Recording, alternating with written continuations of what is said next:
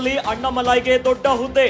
ಅಣ್ಣಾಮಲೈಗೆ ಮಣೆ ಹಾಕಲು ನರೇಂದ್ರ ಮೋದಿ ನಿರ್ಧಾರ ಮಾಡಿದ್ದಾರೆ. ತಮಿಳುನಾಡಿನಲ್ಲಿ ಒಂದು ಸ್ಥಾನವನ್ನ ಗೆಲ್ಲದ ಬಿಜೆಪಿ ಆದ್ರೂ ಅಣ್ಣಾಮಲೈರನ್ನ ಕೇಂದ್ರ ಮಂತ್ರಿ ಮಾಡಲು ನಿರ್ಧಾರ ಮಾಡಿಕೊಂಡಿದ್ದಾರೆ. 2026ರಲ್ಲಿ ನಡೆಯಲಿದೆ ತಮಿಳುನಾಡು ವಿಧಾನಸಭಾ ಚುನಾವಣೆ. ಹೀಗಾಗಿ ಅಣ್ಣಾಮಲೈಗೆ ಸಚಿವ ಸ್ಥಾನ ನೀಡಿದ್ರೆ ಲಾಭದ ನಿರೀಕ್ಷೆಯಲ್ಲಿದೆ. ಪಕ್ಷದ ಕಾರ್ಯಕರ್ತರಿಗೂ ನೈತಿಕ ಸ್ಥೈರ್ಯ ತುಂಬುವ ಪ್ಲಾನ್ ಮಾಡ್ತಿದ್ದಾರೆ. ಡಿಎಂಕೆಗೆ ಅಣ್ಣಾಮಲೈ ಮೂಲಕವೇ ಟಕ್ಕರ್ ಕೊಡಲು ತಂತ್ರಗಾರಿಕೆ ಆಗ್ತಿದೆ. ರಾಜ್ಯಸಭೆ ಸದಸ್ಯರನ್ನಾಗಿ ಮಾಡಿ ಮಂತ್ರಿ ಮಾಡುವ ತೀರ್ಮಾನ. ಈ ಹಿಂದೆ ಎಲ್ ಮುರುಗನ್ಗೆ ಸಚಿವ ಸ್ಥಾನವನ್ನ ನೀಡಿತ್ತು ಬಿಜೆಪಿ. ಆದ್ರೆ ನಿರೀಕ್ಷಿತ ಮಟ್ಟದಲ್ಲಿ ತಮಿಳುನಾಡಲ್ಲಿ ಸಿಗದ ಫಲಿತಾಂಶ. ಹೀಗಾಗಿ ಅಣ್ಣಾಮಲೈಗೆ ಚಾನ್ಸ್ ನೀಡಲು ಮೋದಿ ತೀರ್ಮಾನ ಮಾಡಿಕೊಂಡಿದ್ದಾರೆ. ಈಗಾಗಲೇ ಸತತ 3ನೇ ಬಾರಿಗೆ ಪ್ರಧಾನಿ ಹುದ್ದೆಗೆ ನರೇಂದ್ರ ಮೋದಿ ಅವರು ಪ್ರಮಾಣ ವಚನ ಸ್ವೀಕರಿಸಲಿಕ್ಕೆ ಕ್ಷಣಗಣನೆ ಆರಂಭವಾಗಿದೆ.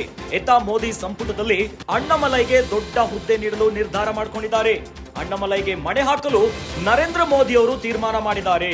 ತಮಿಳುನಾಡಿನಲ್ಲಿ ಈ ಬಾರಿ ಒಂದೇ ಒಂದು ಸ್ಥಾನವನ್ನ ಬಿಜೆಪಿ ಪಡ್ಕೊಂಡಿಲ್ಲ. ಆದ್ರೂ ಅಣ್ಣಾಮಲೈರನ್ನ ಕೇಂದ್ರ ಮಂತ್ರಿ ಮಾಡಲು ನಿರ್ಧಾರ ಆಗಿದೆ. ಒಂದು ಕಡೆಯಲ್ಲಿ ಈ ಬಾರಿ ಯಾರ್ಯಾರಿಗೆ ಮೋದಿ ಸಂಪುಟದಲ್ಲಿ ಸ್ಥಾನ ಸಿಗುತ್ತೆ ಅನ್ನುವಂತ ಸುದ್ದಿಗಳ ನಡುವೆ ಈಗ ಅಣ್ಣಾಮಲೈಗೆ ಈ ಬಾರಿ ಮಣೆ ಹಾಕಲು ನರೇಂದ್ರ ಮೋದಿ ಅವರು ನಿರ್ಧರಿಸಿದ್ದಾರೆ. 2026ರಲ್ಲಿ ನಡೆಯಲಿದೆ ತಮಿಳುನಾಡಿನಲ್ಲಿ ವಿಧಾನಸಭಾ ಚುನಾವಣೆ. ಹೀಗಾಗಿ ಅಣ್ಣಾಮಲೈಗೆ ಸಚಿವ ಸ್ಥಾನ ನೀಡಿದ್ರೆ ಲಾಭದ ಲೆಕ್ಕಾಚಾರ ಮಾಡ್ತಿದೆ ಬಿಜೆಪಿ. ಪಕ್ಷದ ಕಾರ್ಯಕರ್ತರಿಗೂ ಕೂಡ ನೈತಿಕ ಸ್ಥೈರ್ಯವನ್ನು ತುಂಬುವಂತ ಪ್ಲಾನ್ ಮಾಡ್ತಿದ್ದಾರೆ.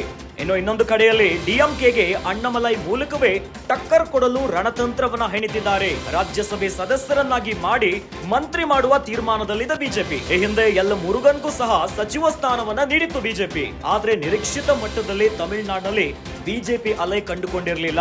ಹೀಗಾಗಿ ಈಗ ಅಣ್ಣಾಮಲೈಗೆ ಚಾನ್ಸ್ ನೀಡಲು ಮೋದಿ ತೀರ್ಮಾನ ಮಾಡಿದ್ದಾರೆ.